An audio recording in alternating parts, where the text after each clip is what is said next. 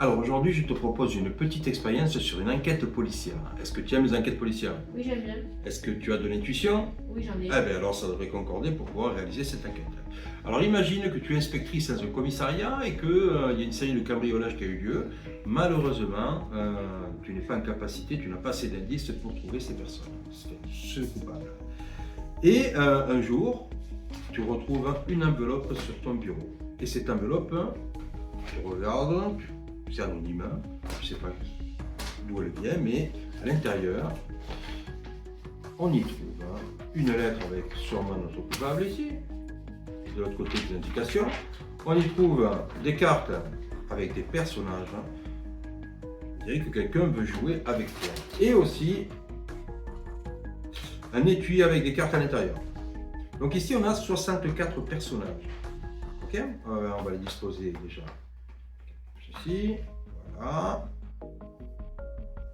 Et une lettre d'indication. Donc c'est un mentaliste anonyme qui, lui, connaît le coupable, l'a mis à l'intérieur de la prédiction et a fait un petit jeu avec toi pour tester ton intuition et surtout t'influencer vers ce personnage sans te le dire. Et puis après on verra si ça concorde. Ok? Alors je vais te lire un peu le début. Et après, toi, tu liras la suite et tu feras ce qu'il faut faire parce qu'il faudra se déplacer horizontalement, verticalement, il faudra un peu dans tous les sens. Les indications sont ici. À l'attention de l'inspecteur, on raconte que vous avez une intuition hors du commun. Voyons voir si elle sera suffisante. Le cambrioleur que vous traquez se cache parmi 64 individus. Mais j'ai suivi sa trace et je peux vous guider. Vous ne trouverez pas son nom ici, mais en suivant mes indications, vous parviendrez à l'identifier. Commencez par observer la foule et posez votre doigt sur l'un des visages. N'importe lequel, car ils ont tous une histoire à raconter. Très bien. Alors, tu vois, on va lire en même temps.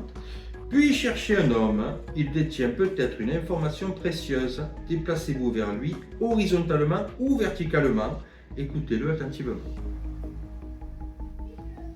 Parfait. À son tour, il vous oriente vers une femme. Déplacez-vous de nouveau horizontalement ou verticalement. Faites preuve de discernement, elle sait quelque chose. Très bien. Mais elle ne vous dit pas tout.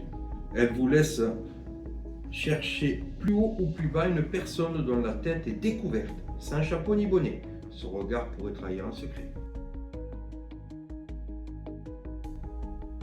Parfait.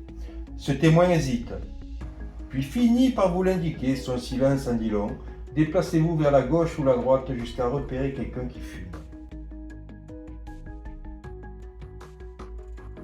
Parfait. Enfin, cette dernière personne vous envoie plus haut ou plus bas vers un individu dissimulant son identité sous un chapeau. Quelqu'un qui a un chapeau plus haut ou plus bas. C'est lui l'auteur de ces cambriolages.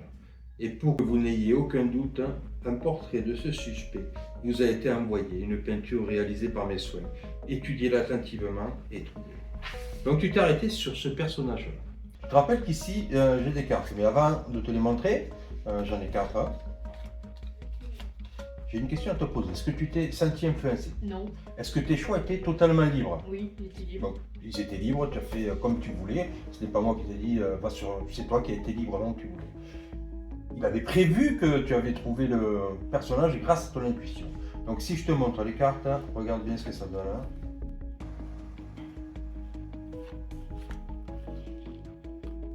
Ah oui, C'est exactement. exactement le même. C'est pas beau ça? Oui.